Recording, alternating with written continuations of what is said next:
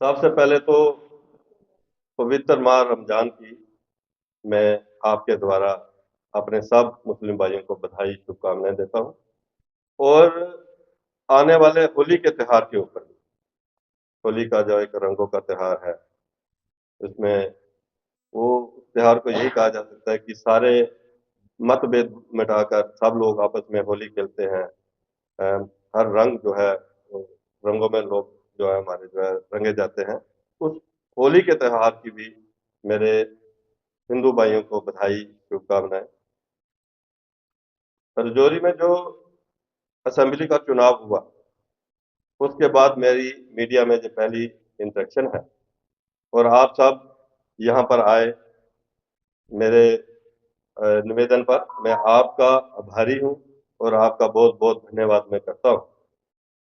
साथियों, इस नई सरकार का, नेशनल कॉन्फ्रेंस सरकार का जो है, उसके सरकार के द्वारा कल जो है पहला बजट सेशन जो है वो शुरू हुआ है इस सरकार का। इस बजट सेशन में जो कल हमारे ऑनरेबल एलजी मनोज सिन्हा साहब ने एड्रेस किया है, वो एड्रेस सरकार का एड्रेस होता है। उस एड्रेस के अंदर एक बात जो है बार बार उस एड्रेस के अंदर कही गई कि हम जल्दी ही जम्मू कश्मीर को स्टेट को देंगे। मैं आपके माध्यम से माननीय अमर अब्दुल्ला साहब को ये कहना चाहूंगा, स्टेट फूड की चिंता आप ना करें। स्टेट फूड को लेकर आप अपना समय बर्बाद ना करें। माननीय प्रधानमंत्री नरेंद्र भाई मोदी जी, माननीय गृह मंत्री अमित शाह जी और माननीय एलजी मनोज सिन्हा साहब, बार बार इन्होंने ये कहा है कि उचित समय के ऊपर स्टेटहुड जो है वो जम्मू कश्मीर को दी जाए।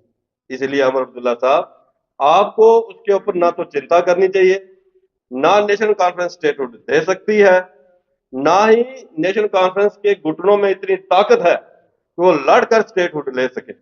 इसलिए स्टेटहुड के ऊपर बार बार आप बोलकर जम्मू कश्मीर की जनता को गुमराह ना करें, जम्मू कश्मीर की जनता का समय बर्बाद ना करें और अपना समय भी बर्बाद ना करें।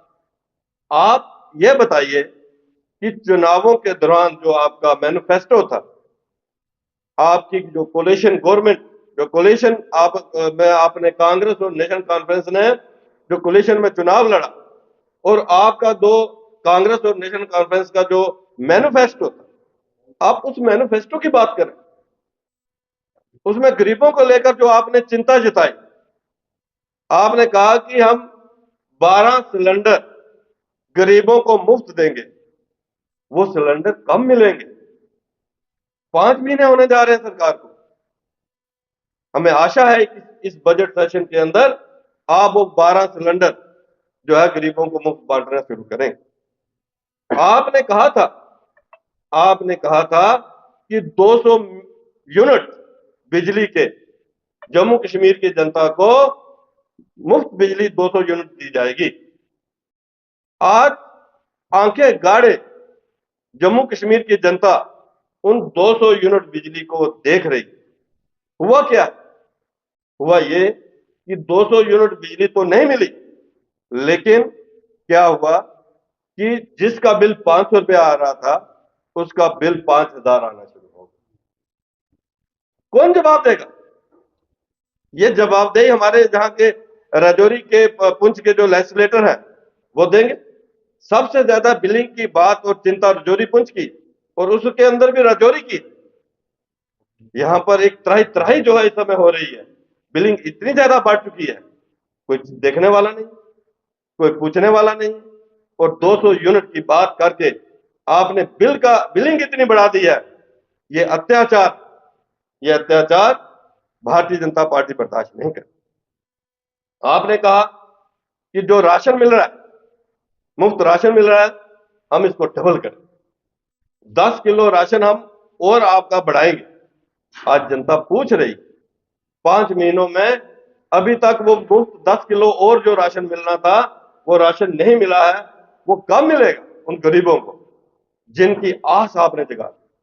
गरीबों की चुनावों में आपने आस जगाई, झूठे वादे करके आपने कहा कि हम 200 यूनिट बिजली देंगे, 12 सिलेंडर मुफ्त देंगे, फ्री 10 किलो फ्री राशन देंगे, और उसके ऊपर जम्मू कश्मीर के युवाओं की आस और ज्यादा आपने जगाई। आपने कहा कि हम 1 लाख नौकरियां देंगे। उसका रोड मैप अभी तक नीचे नहीं आया। उसके ऊपर आपके नेता नहीं बोल रहे हैं, उसके ऊपर नेशनल कॉन्फ्रेंस नहीं बोल रही है कि वो 1 लाख नौकरियां जो युवाओं को आपने देनी थी वो कहां गई, वो कब मिलेंगी। 4 साल के बाद फिर चुनाव आने वाले हैं, 4 साल के बाद चुनाव दोबारा आने वाले हैं, 1 साल गुजरते समय नहीं मिलेगा। वो 1 लाख नौकरियों के बारे में भी भारतीय जनता पार्टी आपसे पूछती है, सवाल करती है कि आप बताइए कि वो 1 लाख नौकरियां कब मिले। हमारी जो एलजी एडमिनिस्ट्रेशन थी, एलजी एडमिनिस्ट्रेशन के अंदर 32,000 नौकरियां हमने दी है, 32,000 नौकरियां हमने दी हैं। आप कैसे चीफ मिनिस्टर, आपने ट्वीट किया, आपने ट्वीट किया कि हम एसपीओ की तनख्वाह बढ़ा रहे हैं, एसपीओ की सैलरी हम बढ़ा रहे हैं। आप कैसे चीफ मिनिस्टर हैं कि आधे घंटे के बाद आप वो विड्रॉ कर रहे हैं, अपने उस ट्वीट को विड्रॉ कर रहे हैं। जनता आपसे जरूर जवाब मांगेगी अगले चुनावों के अंदर। आपको जनता सबक सिखाएगी कि अगले चुनावों के अंदर कि आपसे पूछेगी कि आप भद्दा मजाक आपने एसपीओ के साथ किया। अगर आपके अंदर ताकत नहीं थी, आपका वजूद इस किस्म का नहीं था, आपकी सरकार में दम नहीं था, तो चीफ मिनिस्टर साहब आपने ट्वीट क्यों किया कि एसपीओ की हम तनख्वाह जो है बढ़ाएंगे। आपने कहा चुनावों के अंदर हम गरीब महिलाओं को 3,000 रुपया महीना देंगे। अब बताइए, वो हमारी गरीब माताएं, गरीब बहनें आज देख रही हैं, अपना अकाउंट देखती हैं, अपना बैंक अकाउंट खोल के देखती हैं कि हमारे अकाउंट में पता नहीं इस महीने 3,000 आता है, पता नहीं अगले महीने 3,000 आता है, पता नहीं कब 3,000 आता है। वो 3,000 कब आएगा वो आप बताएं। 200 यूनिट बिजली, 12 सिलेंडर, 10 किलो राशन, 1 लाख नौकरी, एसपीओ की तनख्वाह बढ़ानी, डेली वेजर कब पक्के होंगे, 3,000 महिलाओं के अंदर कब जाएगा, ये भारतीय जनता पार्टी आपसे पूछती है, और जम्मू कश्मीर की सरकार भी आपसे, जम्मू कश्मीर की जनता भी आपसे। साथियों, आपके माध्यम से मैं राजौरी पुंछ के लोगों से भी एक सवाल करना चाहूंगा कि राजौरी पुंछ की जनता ने, चाहे पार्लियामेंट इलेक्शन हो, चाहे असेंबली का इलेक्शन हो, नेशनल कॉन्फ्रेंस को थंपिंग मेजॉरिटी के साथ आप लोगों ने वोट दिया। यहां से ऑनरेबल मेंबर पार्लियामेंट भी आपने जिताकर भेजे, यहां कोलिशन गवर्नमेंट के आपने 7 एमएलए भी जिताकर यहां पर भेजे, यहां पर डिप्टी चीफ मिनिस्टर भी आए, यहां पर एक कैबिनेट मिनिस्टर भी आए। लेकिन इन 5 महीनों के अंदर राजौरी पुंछ को टूरिज्म के मैप के ऊपर लाने के लिए आपका कोई खाका बात नहीं है। आप बताएं कि आप पूछें अपने लोगों से जिनको आपने जिताकर भेजा कि राजौरी पुंछ को टूरिज्म के मैप पे लाने के लिए आपका प्लान क्या। हमने तो वादा किया था, माननीय गृह मंत्री अमित शाह जी जब राजौरी पुंछ के दौरे के इलेक्शन चुनाव के अंदर आए थे, उन्होंने वादा किया था कि जम्मू कश्मीर में सरकार बनने के बाद जो पहली असेंबली लगेगी, उस पहली असेंबली के अंदर थन्ना मंडी, तरहाल, नगाली साहब, बुढ़ा अमरनाथ से लेकर बाकी कालाकोट, तथा पानी, हर तरफ टूरिज्म को बढ़ावा मिलेगा। थन्ना मंडी को एक बड़ा टूरिस्ट स्पॉट बनाया जाए। ये गुलमर्ग और पहलगाम की तरह थन्ना मंडी के अंदर वो उसको बिल्ड किया जाएगा ताकि राजौरी पुंछ के अंदर टूरिज्म आ सके। शक्करमर्ग की बात हुई, शक्करमर्ग को हम रोड के कनेक्टिविटी के साथ जोड़ेंगे ताकि टूरिस्ट वहां जा सके। माननीय गृह मंत्री अमित शाह जी ने कहा था कि पहली असेंबली में जब हमारी सरकार होगी तो हम 7 लेक्स को डेवलप करेंगे। लेकिन राजौरी और पुंछ की जनता ने नेशनल कॉन्फ्रेंस को जिताया, कोलिशन को जिताया। आज राजौरी पुंछ की जनता को पूछना चाहिए अपने आकाओं से, अपने नेताओं से कि 7 लेक को लेकर आपका क्या प्लान, शक्करमर्ग को लेकर आपका क्या प्लान, थन्ना मंडी, दरहाल, कोटरंका, बकोरी, पुंछ को लेकर टूरिज्म हब बनाने के लिए टूरिस्ट जहां पर आए उसके लिए क्या प्लान है। ये नेशनल कॉन्फ्रेंस और कांग्रेस के रजौरी पुंछ के जीते हुए जो नुमाइंदे हैं, ये उनको जवाब देना पड़ेगा। रजौरी पुंछ की जनता को भारतीय जनता पार्टी ने तोहफे दिए। गुज्जर बकरवाल समाज की इंटर डिस्ट्रिक्ट रिक्रूटमेंट बैन को हटाया, पहाड़ी कबीले को एसटी का दर्जा दिया, ओबीसी समाज को रिजर्वेशन दी, बॉर्डर के ऊपर रहने वाले लोगों को बंकर दिए। हर समाज और हर वर्ग के साथ यहां पर रहने वाले हमारे पीओजे के विस्थापित समाज को एक सीट उनके लिए नॉमिनेशन की रिजर्व की। यहां पर नेशनल हाईवे जो है हमने यहां पर पहुंचाया। हम ये पूछना चाहते हैं कि इतना कुछ मिलने के बाद आज नेशनल कॉन्फ्रेंस रिजर्वेशन में कट मारना चाहते, जो भारतीय जनता पार्टी ने दिया उसमें नेशनल कॉन्फ्रेंस कट मारना चाहती है। इसलिए रजौरी पुंछ की जनता को और खासकर उस जनता को जिन्होंने नेशनल कॉन्फ्रेंस और कांग्रेस को वोट किया है, उनको पूछना चाहिए, क्या आपको हमने इसलिए वोट किया कि आप हमारे ऊपर डाका डाला? यहां एक हमारे आने वाले एमएलए सिग्नेचर कंपेन चला रहे और वो कह रहे हैं कि मैं स्टेटहुड दिलवाऊंगा। स्टेटहुड सिग्नेचर कंपेन से नहीं मिलने वाली। आप ये बताइए, चाहे वो रजौरी के एमएलए हो, चाहे कहीं के एमएलए हो, आप ये बताइए कि इन 5 महीनों में आपने किया, आपने रजौरी की जनता को दिया क्या?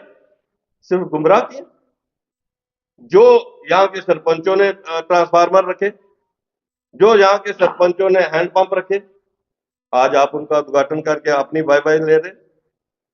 जो सड़कें हमारे दौर के अंदर बनी, उनके रिबन काट के आप कह रहे हैं कि हमने लाई।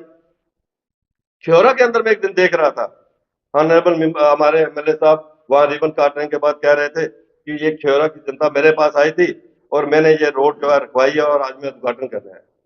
मैं उनको बताना चाहूंगा आपके माध्यम से, वो रोड इन चुनावों से पहले उस रोड का टेंडर हुआ, वो रोड हमने रखवाई, वो हमारे दौर में रखी गई। इसलिए जो काम आप करेंगे, ये ठीक है कि एक डेमोक्रेसी के अंदर जो जीत के जाते हैं वो उनके पास कॉन्स्टिट्यूशनल राइट, वो उनके पास प्रोवोगेटिव। काम चाहे पिछली सरकारों ने किए हो, काम चाहे आज की सरकारें करेंगी, उनको ही उद्घाटन करने, उनको ही रिबन काटने। लेकिन जब वो अपने कामों के उद्घाटन काटेंगे तो उस समय पता चलेगा कि कितने काम अगले 4 वर्षों में रजौरी के अंदर होने वाले हैं।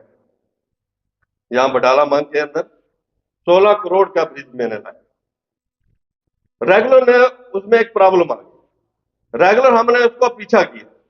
जब ये डिप्टी कमिश्नर साहब आए, पहली फुर्सत में मैं इनको मिला और मैंने उनको कहा कि ये मैं 2 बार डिफेंस मिनिस्ट्री से होके आया हूं, ये पाइपलाइन में है, अब थोड़ा सा भी प्रोसेस कोशिश करेंगे तो आर्मी से नेगोशिएशन करके ये ब्रिज जो है वो चालू हो जाए। और मुझे फिर टेलीफोन, मैंने जब दोबारा हमारी बात डिप्टी कमिश्नर साहब से हुई, मैं उनका शुक्रिया अदा करना चाहूंगा।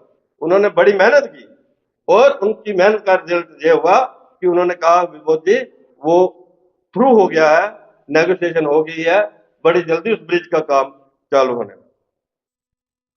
अगर आप जो मीठे काम है जो आपके दौर में होंगे, नेचुरली वो क्रेडिट आपको जाए, तो खट्टे कामों का डिसक्रेडिट भी भाई साहब आपको जाएगा ना, उसमें आपको बुखलाहट नहीं होनी चाहिए। क्योंकि जो एमएलए है, नेचुरली उस कॉन्स्टिट्यूंसी के अंदर जो भी काम होंगे वो चाहे केंद्र सरकार के होंगे, मोदी जी दे रहे हैं, एमएलए साहब ने ही रिबन काटना है, उन्होंने ही बाय बाय लेनी है। लेकिन भाई साहब जो खट्टे काम होते हैं ना, उसका डिस्क्रेडिट भी लेना सीखो। यहां एक प्रोटेस्ट हो गया बिजली के ऊपर, वहां बिल ज्यादा हो गए, बिलिंग बढ़ गई, बड़ी बुखलाहट हो गई। आपको देखना चाहिए ना, आप हमारे नुमाइंदे हैं, लोगों ने जिता कर भेजा है, आपको देखना चाहिए कि मेरे सुमित जी जो है, मैं इनको सुन रहा था, इनके गांव में भी वो गए और सुमित जी ने भी वहां पर बोला कि यहां पर देखो जी पिछले 2 महीनों में जिसका 500 बिल आ रहा था 5000 आना शुरू हो गया, 4000 आना शुरू हो गया। तो क्या सुमित जी की बात गलत थी? क्या इनके गांव के लोगों को बिल बढ़ा नहीं? तो क्या एमएलए साहब की ड्यूटी नहीं थी कि वो देखें कि कौन ऐसे एम्प्लॉइज हैं जो आज तंग कर रहे हैं? बजाय वो काम करने के ऐसे एम्प्लॉइज को यहां पर तंग किया जा रहा है। और मैं तो हैरान, यहां से एक ऑफिसर को अटैच कर दिया गया काला कोट। जब कंसर्न एक्शन को मैंने फोन किया, मैंने कहा भाई साहब आपने इनको अटैच किया है, इनके ऊपर कोई एलिगेशन? उन्होंने कहा कोई एलिगेशन। मैंने कहा ऑफिसर करप्ट है? उन्होंने कहा करप्ट नहीं। मैंने कहा उसने मिसमैनेजमेंट की? नहीं। मैंने कहा कोई नकारा आदमी है? नहीं है। मैंने आपने इसको अटैच काला कोट क्यों किया? उन्होंने कहा हमारे हाथ बदले। एमएलए साहब जो है उनके पास कॉन्स्टिट्यूशनल पावर है, उन्होंने हमें कहा कि आप इसको अटैच करें। भाई साहब बदले की भावना से काम ना करें। कुदरत ने इज्जत दी है, कुदरत ने इज्जत बख्शी है, उस इज्जत का आप भरपूर बदला लें और बदले की भावना से काम ना करते हुए आप सबका विकास करें, सबका काम करें। मैं आपके माध्यम से इतना जरूर कहना चाहूंगा, इस पिछले 10 वर्षों में, चाहे मैं एमएलसी रहा या नहीं रहा, इन 10 वर्षों में सिर्फ और सिर्फ रजौरी टाउन के अंदर 200 करोड़ रुपए के काम हमने लाए। 200 करोड़ रुपए के काम यहाँ पर हुए। 3 बड़े ब्रिजेस हमने यहाँ पर लाए, सर्कुलर रोड यहाँ पर हमने लाए, बॉयज हायर सेकेंडरी स्कूल जो है वो बन रहा है, हमने डनीदार यूनिवर्सिटी रोड 31 करोड़ रुपए की यहाँ पर लाई। 200 करोड़ रुपए के काम सिर्फ और सिर्फ इस म्यूनसिपल काउंसिल कमेटी के दूध के अंदर लाए। अगली प्रेस कॉन्फ्रेंस में मैं आपको बताऊंगा कि नाबार्ड, पीएमजीएसवाई और उसके साथ बाकी योजनाओं के तहत रजौरी विधानसभा के अंदर 100 से ज्यादा सड़कें जो है यहाँ पर बनी, चाहे उसकी मिनिमम कास्ट 1 करोड़ हुई हो और मैक्सिमम कास्ट जो है 10 करोड़ हुई हो। वो अगली बार वो टाइप करके हम आपको बताएंगे कि भाई ये काम यहाँ पर हुए। अगले 4 वर्षों में जो काम होंगे वो भी हम देखें। बॉयज हायर सेकेंडरी स्कूल हमने बनवाया, यहाँ हेरिटेज स्कूल हमारा पुराना है, गर्ल्स हायर सेकेंडरी स्कूल। हम मांग करते हैं आपके सामने एमएलए साहब से, वो हमारा जो गर्ल्स हायर सेकेंडरी स्कूल जो वार्ड नंबर 8 में है वो उसको बनाए, उसको जरूरत है। वहां मातमदारी होगी। मैं अफसोस करने उस मोहल्ले में गया, मैंने देखा कि उस स्कूल की बड़ी बुरी हालत है।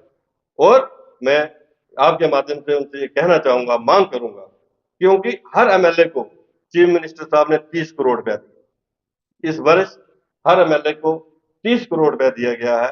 वो 30 करोड़ में हम रजौरी के गर्ल्स हायर सेकेंडरी स्कूल के भी जो है, हम चाहते हैं कि गर्ल्स हायर सेकेंडरी स्कूल जो है, जैसे बॉयज हायर सेकेंडरी स्कूल मैंने उसकी बिल्डिंग बनाई है, इस गर्ल्स हायर सेकेंडरी स्कूल की बिल्डिंग भी आप बनाए, क्योंकि उस मोहल्ले से, यहां से, हर तरफ से आपको वोट मिला। मैं आपके सामने आकर यही बात जो है सारी रखना चाहता था। मैं आपसे पूछना चाहता हूँ